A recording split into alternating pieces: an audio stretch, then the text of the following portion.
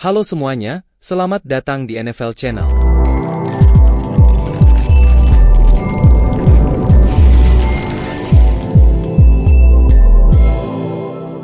Kali ini, saya mau menceritakan sebuah film yang berjudul The Sacrifice Game.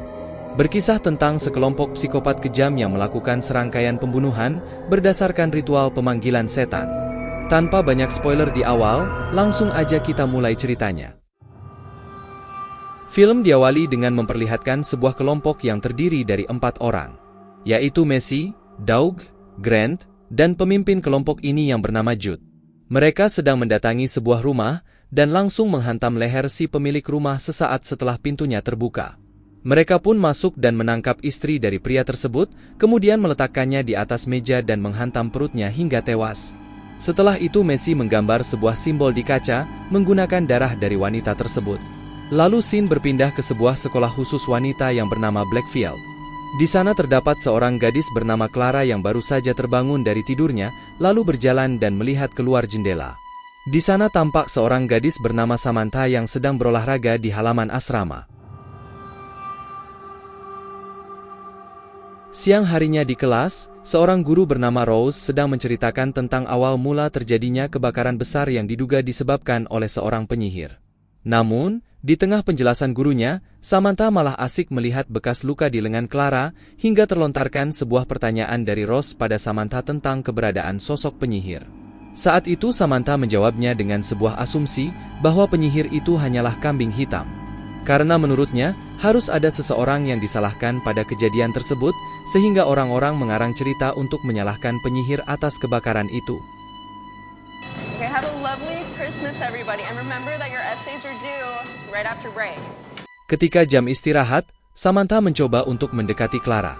Namun tiba-tiba ada beberapa orang yang menyelah tempat duduknya dan menaruh sobekan kertas koran yang berisi tentang berita pembunuhan dari pelaku yang dijuluki Christmas Killer. Diketahui, Christmas Killer telah melakukan 3 kasus pembunuhan belakangan ini. Kemudian, salah satu dari siswi itu berkata bahwa si pelaku selalu melakukan hal yang sama, yaitu memilih target sepasang kekasih yang taat dengan agama, lalu membantai mereka dan membuat simbol seperti yang biasa dilakukan saat memulai ritual. Kemudian Samantha pun bertanya tentang simbol yang berada di gambar koran tersebut. Lalu siswi itu menjawab bahwa simbol tersebut mungkin berkaitan dengan sebuah sekte atau kelompok penyembah setan. Kemudian mereka membuli Clara yang dianggap aneh dan misterius. Karena setiap musim dingin, para siswi pulang dan berlibur ke rumah mereka masing-masing, sementara Clara tidak pernah pulang untuk bertemu dengan keluarganya. Mendengar perkataan mereka, Clara pun sempat emosi, tetapi dia lebih memilih untuk pergi meninggalkan mereka. Seketika kepala sekolah datang dan mengambil potongan koran itu, lalu meminta mereka untuk tidak membaca berita yang tidak pantas seperti ini. Kepala sekolah juga bertanya dari mana mereka mendapat potongan koran tersebut. Lalu siswi itu menjawab kalau dia mendapatkannya dari pacar Ibu Rose. Karena hal itu kepala sekolah pun meminta Rose untuk berbicara kepada pacarnya. Selesai mengajar, si Rose langsung menemui pacarnya yang bernama Jimmy. Kebetulan Jimmy merupakan koki di asrama ini. Di sini Rose menegurnya perihal potongan koran tersebut, tapi Jimmy berdalih bahwa para siswi itulah yang mengambil koran itu darinya. Pada sore harinya Samantha mulai mengemas barang-barangnya untuk pulang ke rumah. Namun ia dipanggil oleh kepala sekolah karena mendapat telepon dari sang ayah yang tidak bisa mengajaknya pulang ke rumah pada Natal tahun ini. Samantha yang bersedih pun mencoba untuk menenangkan dirinya di toilet. Sesampainya di toilet, dia memergoki Clara yang sedang melukai dirinya sendiri. Di malam hari, tepatnya 2 malam sebelum hari Natal, terlihat kelompok Jude sedang menyandera seorang pendeta. Saat itu mereka menemukan sebuah simbol di perut pendeta ini, lalu Jude menguliti perutnya dan menghabisi nyawanya lalu membawa potongan kulit perut si pendeta. Shut him up! Keesokan harinya, Clara terbangun dan menangis seolah-olah melihat kejadian pembunuhan tersebut. Di hari yang sama, seluruh siswi sudah pulang ke rumah mereka masing-masing untuk liburan Natal bersama keluarga mereka, dan yang tinggal di asrama hanyalah Samantha, Clara, dan Ibu Rose. Lalu scene memperlihatkan rombongan kelompok Jude yang sedang berada di perjalanan. Di dalam mobil, Doc merasa iri ketika melihat Messi dan Jude yang sedang bermesraan di belakangnya hingga gak sengaja menabrak rusa yang sedang menyeberang. Mereka pun langsung keluar untuk menyingkirkannya. Di saat mereka sedang menyingkirkan rusa itu, seketika seorang polisi datang dan bertanya kepada mereka, Di tengah obrolan mereka, sang polisi melihat potongan kulit dari pendeta yang sebelumnya mereka ambil. Belum sempat bertanya, dari belakang Grant datang dan langsung menghantam kepala sang polisi. Secara refleks polisi itu melepaskan tembakan yang menyebabkan pelurunya mengenai si Doc. Melihat hal itu, dengan cepat Jude mengambil pistol milik si polisi, lalu menembaknya hingga tewas. Sama seperti yang sudah-sudah, Clara kembali terbangun, seolah-olah melihat kejadian itu secara langsung. Singkat cerita ketika Clara, Rose dan Samantha sedang menyiapkan makan malam. Terdengar suara seseorang yang mengetuk pintu asrama, yang ternyata itu adalah rombongan Jude. Mereka meminta izin untuk masuk ke dalam asrama, agar bisa mengobati salah satu teman mereka yang terluka. Namun Rose tidak mengizinkan orang asing masuk ke dalam asrama tersebut, dan meminta mereka untuk menunggu di luar saja. Messi pun langsung memotong pembicaraan mereka dengan mengatakan kalau dulu, dia adalah alumni dari sekolah ini, agar lebih meyakinkan dia pun mengucapkan slogan dari sekolah itu. Mendengar hal itu, akhirnya Rose mengizinkan mereka untuk masuk. Malam harinya, Rose mulai mengobati luka Doug. Di sisi lain Messi berkata jika Clara tidak asing di matanya. Dia pun bertanya apakah Clara memiliki saudara yang juga pernah bersekolah di sini? Kemudian Doug mengungkit kejadian pada saat mereka sedang melakukan pembunuhan sebelumnya. Mendengar hal itu Samantha yang sadar akan perkataan mereka pun mulai ketakutan. Rose pun langsung meminta mereka untuk segera pergi dari sana, karena dia tidak bisa membiarkan orang asing bermalam di dalam asrama tersebut. Dan sifat asli mereka pun akhirnya keluar, hingga membuat Rose mengancam mereka menggunakan gunting yang dipegangnya, sembari menyuruh Samantha dan Clara untuk pergi bersembunyi. Meski akhirnya Jude menyuruh Doug untuk segera menangkap mereka. Singkat cerita Samantha bersama Clara bersembunyi di dalam kelas, disusul oleh Doug yang sedang mencari mereka. Saat itu Samantha berusaha menyerang Doug. Tapi dikarenakan perbedaan kekuatan mereka yang terlalu jauh, pada akhirnya Doug berhasil menangkap Samantha. Sementara itu Clara mengambil pisau milik Doug yang terjatuh, dan berniat untuk menolong Samantha. Doug pun mengancam akan membunuh Samantha jika Clara tidak menyerahkan pisau itu. Di saat yang sama terlihat si Jimmy, pacarnya Rose, sudah kembali ke asrama sehabis mengantar para siswi lain ke stasiun kereta. Sesampainya di asrama, Rose merasa heran ketika melihat sebuah mobil yang terparkir di halaman asrama. Rose yang melihat kedatangan Jimmy pun berusaha untuk memanggilnya dari jendela. Namun naas sebelum Rose sempat memperingatinya, Grant sudah terlebih dahulu menghajar Jimmy dari belakang. Gak lama kemudian Jude berhasil menemukan Rose dan akhirnya dia pun ikut ditangkap. Kemudian mereka pun dikumpulkan di meja makan dalam kondisi terikat. Keempat psikopat ini merayakan makan malamnya dengan sebuah doa hinaan kepada Tuhan. Setelah berdoa, Jude memaksa Rose untuk ikut makan dengan mendorong kepalanya ke arah piring. Gak cukup sampai di situ, Jude juga menemukan cincin dari kantongnya Jimmy yang telah Jimmy siapkan untuk melamar Rose. Setelah mengeluarkan cincin itu, Jude memaksa Jimmy untuk melamar Rose di hadapan mereka. Tapi entah apa yang merasuki Jimmy, bukannya melamar, si Jimmy malah menyerang Jude yang pada akhirnya ia pun dibunuh oleh Jude. Setelah membunuh Jimmy, Jude memasangkan cincin itu ke jari Rose. Kemudian para sandera dibawa ke ruang tengah. Di ruang tengah, para psikopat ini membuka hadiah Natal yang sudah Rose siapkan untuk kedua muridnya. Ketika mengetahui hadiah milik Samantha adalah sebuah sweater, Jude langsung memaksanya untuk berganti pakaian di hadapan mereka semua. Tapi, anehnya si Clara malah tersenyum dan tidak menunjukkan ekspresi takut sama sekali. Akhirnya acara ritual pemanggilan iblis pun tiba. Para psikopat ini menempatkan potongan-potongan kulit yang sudah mereka kumpulkan di tengah lingkaran yang dibuat menggunakan darah para korbannya.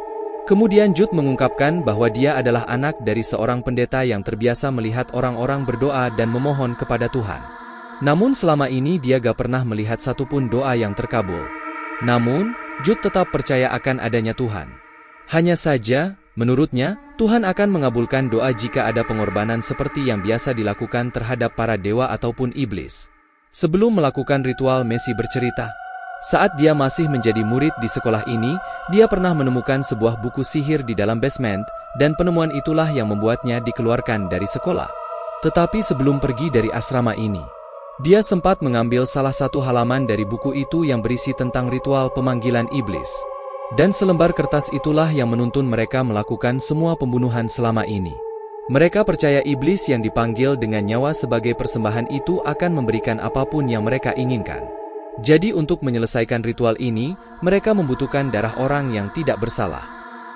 Namun tanpa sepengetahuan mereka, diam-diam Rose telah berhasil memotong solasi yang terikat di tangannya menggunakan cincinnya dan langsung menyerang Jude. Namun dengan cepat Jude membalasnya, lalu menyeret Rose ke tengah lingkaran darah sambil membaca mantra pemanggil iblis. Tanpa basa-basi Jude langsung menusuk Rose di jantungnya dan membuatnya tewas seketika. Namun gak ada yang terjadi sama sekali setelah mereka melakukan ritual pengorbanan itu. Pada akhirnya mereka mulai meragukan keberadaan sang iblis. Doug bahkan berasumsi kalau selama ini mereka melakukan pembunuhan hanya untuk sesuatu yang sebenarnya tidak ada. Karena hal itu, Messi dan Jude memutuskan untuk mencari buku mantra yang ada di dalam basement. Karena mungkin saja ada yang mereka lewatkan pada ritual ini. Setelah mereka berdua pergi, Clara yang sedari tadi hanya diam saja, akhirnya mulai bertanya kepada Doug tentang apa yang dia inginkannya dari sang iblis. Di sini Doug mengutarakan rasa skeptisnya terhadap ritual yang mereka lakukan. Sebenarnya dia kurang percaya kalau ritual ini benar-benar akan berhasil memanggil sang iblis yang dapat mengabulkan permintaan mereka. Doug juga mengungkapkan bahwa dia bersedia melakukan semua ini hanya karena ingin mendapatkan hatinya Messi. Setelah itu, Doug berencana untuk mencari minuman. Lalu Samantha memberitahunya kalau ada penyimpanan alkohol di dalam basement. Doug pun langsung pergi dan meminta Grant untuk menjaga kedua bocil ini. Setelah Doug pergi, Clara mencoba mendekati Grant dan mulai mempengaruhi pikirannya. Kemudian membisikkan kalimat yang berbunyi, setelah mengucapkan kalimat itu, Clara menunjukkan simbol aneh yang ada di perutnya. Lalu memaksa Grant menyentuh simbol tersebut. Di basement terlihat Doug datang menghampiri Messi. Mereka menemukan ada sesuatu yang kurang dari ritual tersebut, yaitu darah dari orang yang bersalah. Di sisi lain Clara menyuruh Samantha untuk segera pergi sebelum para psikopat itu kembali. Namun Samantha sempat menolak karena dia gak mau meninggalkan Clara sendirian. Meski pada akhirnya Samantha tetap pergi karena Clara mengatakan, jika dia tidak pergi maka dia pasti akan mati. Saat Samantha telah pergi, Clara mengambil toples berisi darah, lalu mengoleskannya ke dahi Grant, sambil mengatakan bahwa kematian telah menandainya. Lalu Clara menawarkan keabadian kepada Grant, dengan syarat dia harus mengikuti semua perintahnya. Di basement, Messi menyadari kesalahan fatal yang telah mereka lakukan pada ritual ini. Karena di halaman selanjutnya pada buku itu tertulis bahwa ritual yang mereka lakukan bukanlah untuk memanggil iblis, melainkan ritual untuk membebaskan iblis yang terjebak di sekolah itu. Dan sosok iblis itu adalah Clara. Di sisi lain Jude sedang mencari sosok iblis yang dia yakini telah bangkit dan berada di sekitar sekolah. Dan saat menemukan cermin, dengan pedihnya Jude menganggap kalau iblis itu sudah menyatu dengan dirinya. Dia pun mulai melukai dirinya sendiri seolah kekuatan iblis itu sudah ada di dalam tubuhnya. Sedangkan Messi yang ditemani Doug menemukan foto Clara di buku tahunan angkatannya. Merasa ada yang aneh, Messi mengajak Doug untuk memeriksa foto para siswi yang pernah tinggal di asrama tersebut. Dan anehnya mereka malah menemukan foto Clara di setiap generasi yang berbeda. Kini terjawab sudah kenapa pas pertama kali Messi melihat Clara, Messi merasa tidak asing dengan wajahnya. Menyadari hal itu, Messi pun langsung mengajak Doug segera pergi dari sana. Lalu tiba-tiba Jude muncul menghentikan mereka. Di sini Doug mencoba menjelaskan pada Jude bahwa kemungkinan si Clara adalah sosok dari iblis yang sebenarnya.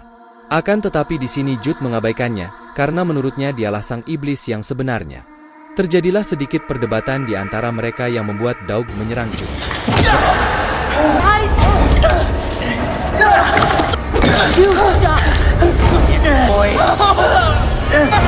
Gak lama kemudian Grant datang dan langsung melempar Jude.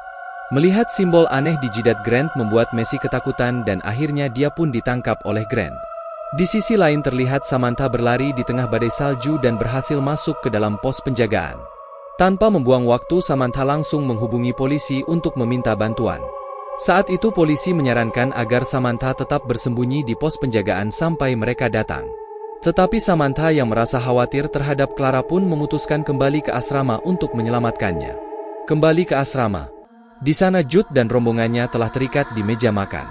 Kecuali si Grant yang dipilih Clara menjadi bawahannya. Pada intinya di sini kita mengetahui kalau Clara adalah sosok iblis yang juga merupakan pelaku atas kebakaran besar yang dijelaskan Rose di awal film tadi. Untuk bisa bebas dia pun menghasut Messi agar melakukan apa yang tertulis di lembar kertas yang dia temukan di basement saat masih sekolah di sini. Clara lanjut menjelaskan bahwa yang mereka semua lakukan adalah bagian dari rencana untuk membangkitkan dirinya. Dan ada satu hal yang kurang dari ritual yang mereka lakukan, yaitu darah dari orang yang bersalah. Darah yang dimaksud adalah darah mereka alias para psikopat ini. Clara berniat ingin membunuh mereka untuk menyelesaikan ritual yang sudah dijalankan. Tetapi, Clara tidak bisa membunuh mereka secara langsung, mereka harus melakukannya sendiri atau satu sama lain. Kemudian Clara menunjuk siapa yang pertama akan dikorbankan, dan dia menunjuk ke arah Messi. Kemudian Grant langsung mendekat ke arahnya dan memotong rambut Messi sebagai persembahan awal. Giliran yang kedua adalah Grant, dia langsung melukai telapak tangannya sendiri. Dan selanjutnya Doug. Ketika Grant mendekat, Doug sempat menyela dan berkata, dia ingin mempersembahkan darah seperti yang dilakukan oleh Grant.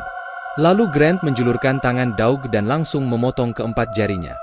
Saat tiba giliran Jude, dia pun menyela dan menuntut imbalan atas apa yang telah mereka lakukan selama ini untuk ritualnya. Jude yang sedari awal memang sudah tamak, menginginkan kekuatan dan juga popularitas. Tetapi Clara mengatakan semua keinginannya sudah terkabul. Secepatnya Jude akan segera menjadi topik utama dari setiap surat kabar di seluruh dunia dan namanya akan dibicarakan dari generasi ke generasi. Tapi dalam kondisi saat dia sudah menjadi almarhum. Kemudian Clara meminta Grant untuk mengambil salah satu dari telinga Jude. Setelah itu Clara memerintahkan Grant untuk segera menghabisi Doug dan Jude. Dougie is your friend. I am the vessel. Obey the vessel. Ketika Grant ingin menghabisi Messi, Messi mencoba membujuk Grant untuk tidak melakukannya, lalu mengajaknya untuk keluar dari tempat ini bersama-sama. Namun Clara menegaskan agar Grant segera menyelesaikan misinya jika dia ingin mendapat keabadian seperti yang sudah Clara janjikan sebelumnya. Mendengar perdebatan mereka yang terlalu berisik membuat Grant semakin bingung, hingga akhirnya dia malah mencocol lehernya sendiri sampai tewas. Kini hanya tinggal tersisa Messi. Namun tiba-tiba Samantha masuk sambil membawa kapak dan sangat terkejut dengan apa yang dia lihat. Sambil mendekat Samantha berkata kalau ia datang untuk menyelamatkan Clara. Seketika ikatan Messi terlepas. Dia langsung memanfaatkan kesempatan itu untuk kabur dari sana. Namun tentu saja Clara gak tinggal diam dan langsung mengejar si Messi. Samantha berusaha untuk menghentikan Clara, hingga membuatnya menjadi marah pada Samantha, dikarenakan ia sudah sangat lama menunggu momen ini dan ritualnya hampir berhasil. Tapi Samantha malah mengacaukan semuanya. Clara juga kesal pada Samantha karena tadi, dia sudah menyuruhnya pergi tapi Samantha malah balik lagi.